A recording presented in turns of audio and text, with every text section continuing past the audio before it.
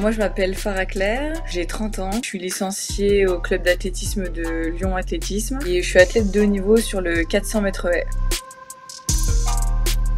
J'ai commencé, j'avais 16 ans, donc j'ai commencé quand même hyper tard, via l'école en fait. C'est venu comme ça, j'aimais bien courir et je suis allée faire une séance d'essai dans un club d'athlé. Puis c'est là que j'ai démarré. Ça fait un bail quand même, ça fait 14 ans que je fais de l'athlé.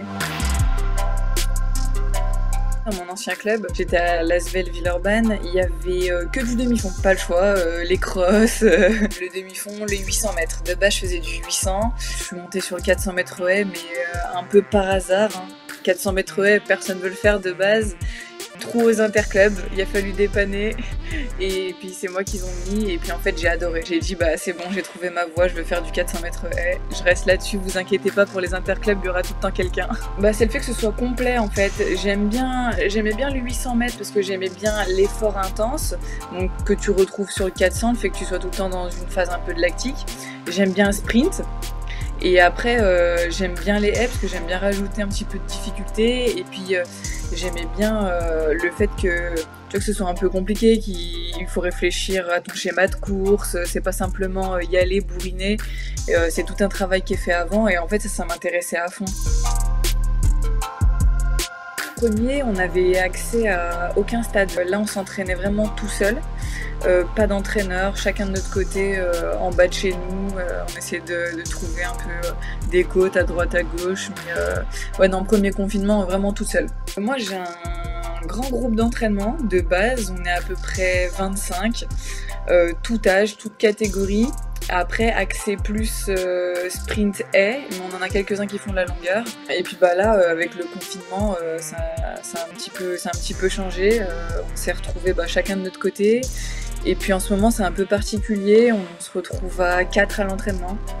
Parce qu'on n'est que 4 aides sur liste et à pouvoir s'entraîner encore avec notre entraîneur. Donc là, on se retrouve à 4.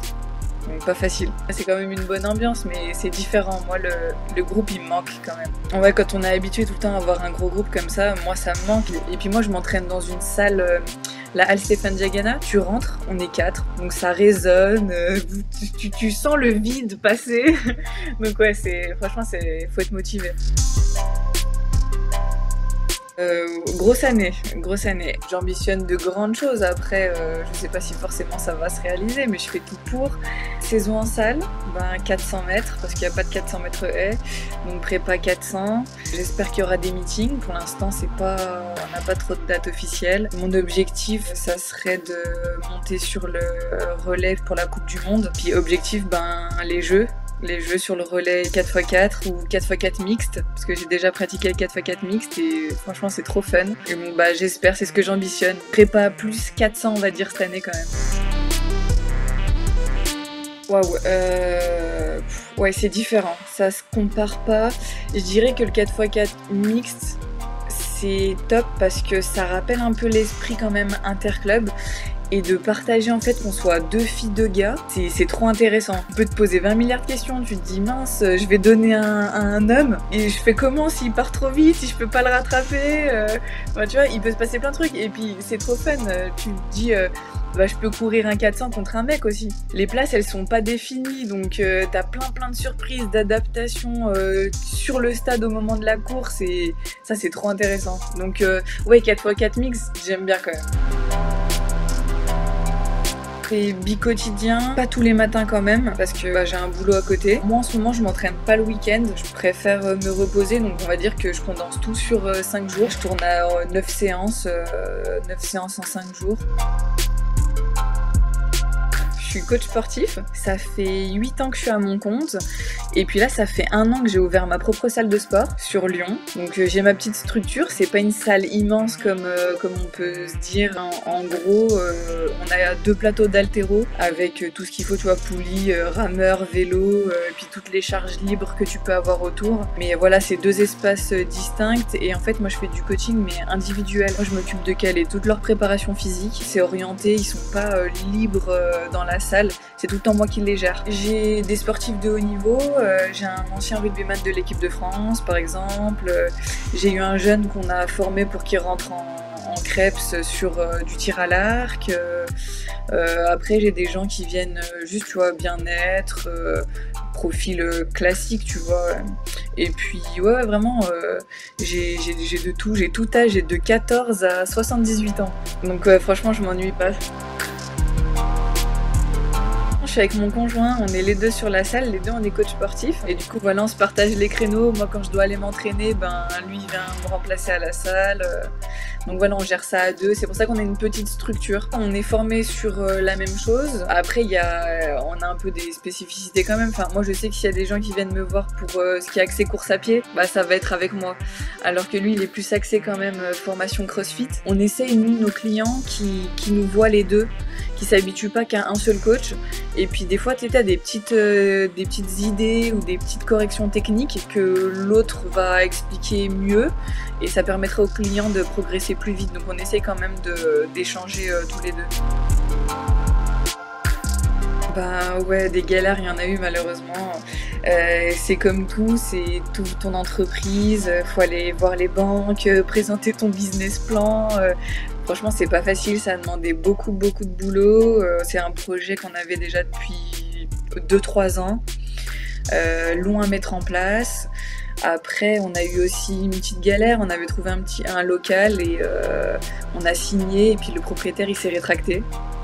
Donc voilà, des galères comme ça. Et en fait, on a eu quand même de la chance dans notre malheur, c'est qu'on a trouvé le local qu'on a en ce moment et encore mieux situé. Enfin, franchement, le top, le quartier au top. Et puis voilà, ça s'est fait comme ça. On est super contents. Et puis après, on a pour projet d'évoluer, tu vois, si ça continue à bien marcher, on espère ouvrir plus grand. Qui sait, je sais pas, tu vois, ouvrir une sorte de chaîne, entre guillemets. Notre salle c'est Track and Fit Coaching, track pour l'athlète, fit pour le corps. Puis ouais, compliqué parce que nous on a ouvert en octobre l'année dernière, confinement en mars. Donc salle de sport pas le droit d'ouvrir, donc nous pareil, sauf que quand t'es une entreprise qui débute, c'est pas facile. On a tout adapté, on est passé en coaching en visio pendant toute le premier confinement. Et puis là je fais pas mal de coaching visio et en extérieur et on peut faire à domicile aussi. Donc on s'adapte pour garder les clients et pour surtout qu'on perde pas tout ce qu'on a bossé avant avec eux. Là on s'adapte mais j'espère vraiment que ça va se finir vite et qu'on va pouvoir réouvrir. Et puis après pour le fun, pendant le premier confinement, j'ai donné des cours en ligne via un youtubeur qui m'avait contacté. Et donc tous les samedis, je donnais un cours à, je sais pas, 200-300 personnes. Ça, c'était grave cool aussi. Ça change un petit peu, tu vois. Non, j'essaye d'éviter. Je monte 2-3 mouvements, après je les laisse faire. Non, après c'est que le seul problème c'est que je suis tout le temps debout. Quand je suis dans la salle, après bon, en visio je suis bien, tu vois, je suis dans mon salon. Mais sinon, ouais, je suis tout le temps debout, je décharge des barres toute la journée. Donc ouais, il y a des journées, franchement, je suis un peu KO. Mais je pense que c'est un rythme. Après, je suis motivée aussi, donc mon boulot, j'adore ce que je fais. Je me lève le matin, franchement, je vais au boulot, j'adore, tu sais, c'est trop bien. Ça, je pense que ça aide niveau mental et pour la fatigue. Et après, ouais, il y a des journées où je rentre le soir, je suis claquée, tu vois. Mais je pense que mon boulot, il m'aide aussi dans l'entraînement parce que je connais un peu plus mon corps. Du coup, je peux bien l'adapter ça avec mon entraîneur. Je pourrais pas m'entraîner comme je le fais si j'avais pas ce boulot, entre guillemets, le fait que je sois auto-entrepreneur. Je fais mes heures comme je veux. Je sais que je dois aller à l'entraînement, voilà, à 10h, je bosse avant, je cale mes heures avant. Moi, à la salle, je commence à 7h. Donc, je me lève à 5h45 et je finis mon entraînement à 20h30. Voilà, voilà mes journées. C'est bon, tu comprends pourquoi le week-end, je veux garder mon week-end? Il y a tout le monde qui me demande ça. Alors, non, c'est mon coach. Moi, perso, je pourrais pas me la faire. Je pense que je me mettrais des séances trop faciles. Non, je laisse mon coach parce qu'au moins, il peut caler par rapport à mes autres entraînements. C'est adapté. Je préfère que ce soit mon coach qui gère ça. Je cuisine, pas des plats élaborés, mais je cuisine pour survivre, on va dire. J'essaye de bien varier. Après, nous, l'alimentation, c'est quand même super important. Mais par exemple, pendant le premier confinement, j'étais donc confinée avec mon cousin et mon conjoint. Et en fait, on se donnait des défis Top Chef. Une fois par semaine, il y en a un qui devait cuisiner un plat qu'on n'avait jamais fait, un plat élaboré, et on se notait.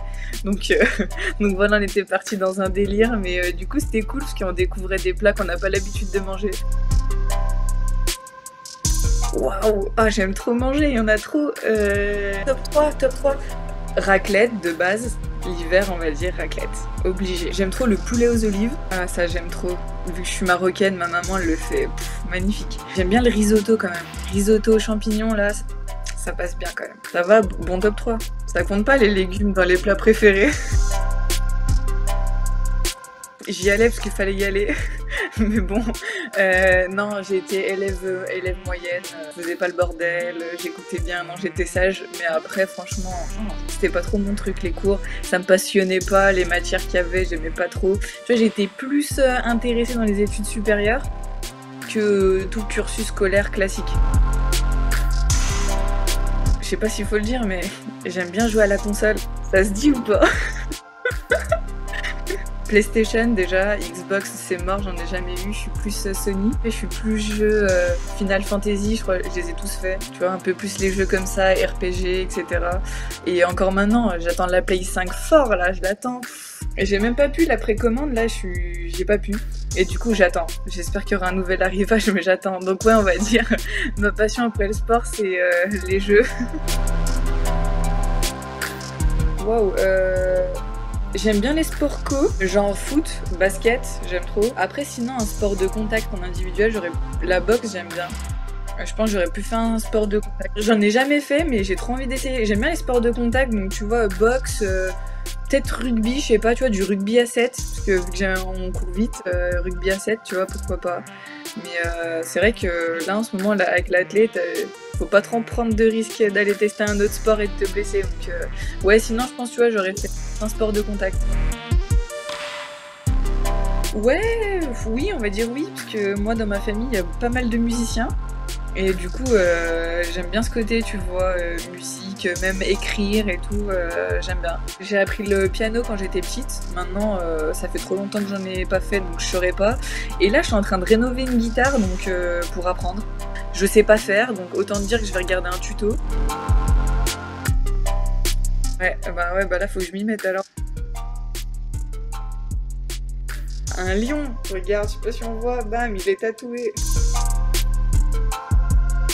Moi j'adore Tarantino, toutes ses œuvres, franchement c'est mon réal préféré. Kill Bill on va dire, allez, Kill Bill c'est un de mes préférés. En série, je regarde plein de séries, mais là j'attends avec impatience Viking la dernière saison. Et après en plus il y a un spin-off qui sort là sur Viking le Valhalla, donc j'attends aussi. Ouah, la musique j'aime trop, moi c'est toute la journée. Ah, en ce moment pour m'ambiancer, NASA, j'arrive à l'entraînement du NASA, ça passe trop bien. Aya Nakamura, on va dire. Doudou.